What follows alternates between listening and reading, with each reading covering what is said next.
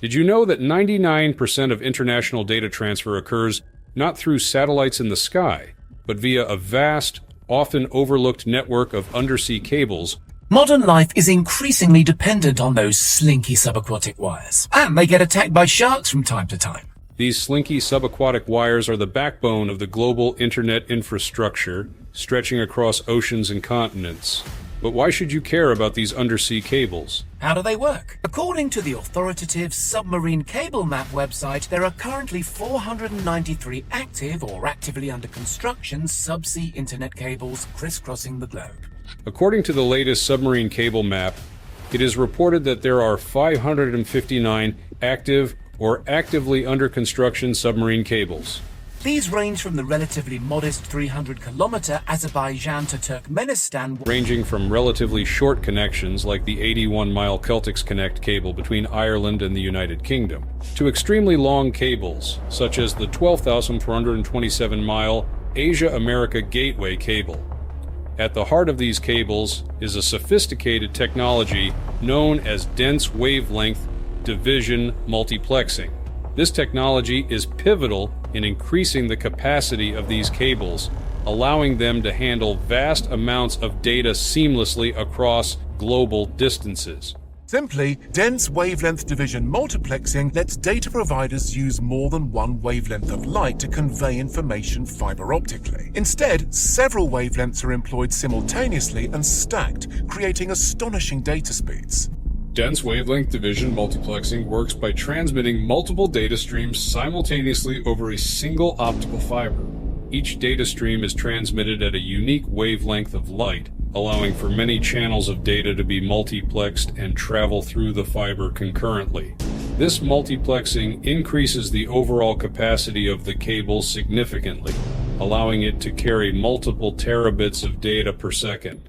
This happens at buzzing, data center-like landing sites at either end of the cable. Are the cables just straightforward long wires? Not quite. Every 70 to 100 kilometers or so along the seabed, cables are punctuated with so-called repeaters. Despite the robust technology behind data transmission, signal attenuation or loss of signal strength can still occur as the light travels through the fiber. To combat this, submarine cables are equipped with repeaters at intervals of about 43 to 62 miles. These repeaters are essentially optical amplifiers that boost the strength of the optical signal to ensure that the data can travel long distances without degradation.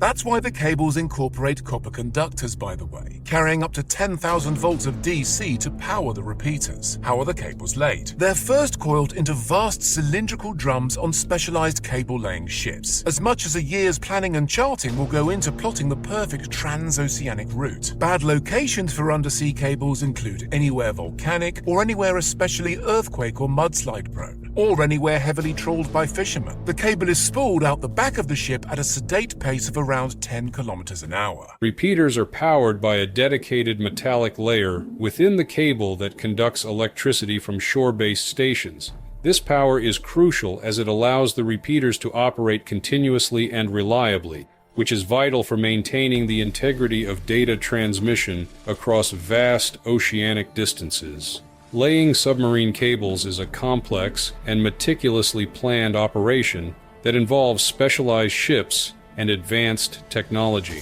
The process begins with thorough route planning, which is critical to avoid natural hazards such as underwater earthquakes and volcanoes, as well as human activities like busy fishing zones and shipping lanes. This planning involves using detailed maps of the seafloor and takes into consideration geological and environmental data to chart a course that minimizes risks and ensures the longevity and safety of the cables. The actual laying of the cables is carried out by specialized vessels, equipped with sophisticated tools and technology. These ships are designed to handle the heavy, armored cables and are equipped with dynamic positioning systems to maintain precise locations at sea, even in adverse weather conditions. The cable is slowly fed off the back of the ship, carefully descending to the ocean floor. This process is monitored in real time to adjust for any obstacles or changes in the seabed terrain. The submarine cable's design includes multiple protective layers to shield the internal components from physical damage and the harsh underwater environment. These layers include a core of optical fibers, a layer of gel-like substance that prevents water penetration, armored layers to protect against mechanical damage, and an outer sheath that withstands environmental challenges like fish bites, anchor strikes, and geological activities.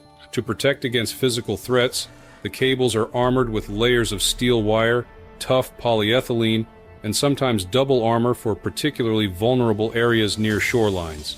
This armoring is essential not only to protect against natural phenomena like earthquakes, but also against potential damage from fishing trawlers and ship anchors, which are common causes of cable faults. Interestingly, marine life poses its own set of challenges. Sharks, in particular, have been known to chew on submarine cables. This was notably observed in 2014 when a Google-owned cable was attacked by sharks. The exact reason sharks bite cables is not fully understood, but it is speculated that they are attracted to the electromagnetic fields generated by the cable's power layer. Awesomely, sharks have been spotted nibbling on one of Google's subsea cables. Get your teeth into this 2014 clip. More sinister even than that, the US government has consistently warned of interference in the cables from hostile foreign powers like Russia or China. The US government should know all about that. Whistleblower Edward Snowden revealed in 2013 how the NSA had no qualms eavesdropping on fiber optic communications. The geopolitical implications of undersea cables are also fascinating. Last year, the Australian government intervened to prevent Chinese technology giant Huawei from installing a cable connecting Australia with the Solomon Islands. The fear is that China could use the link to gain access to Australia's sensitive internal networks. So who actually owns these cables? That's an interesting question.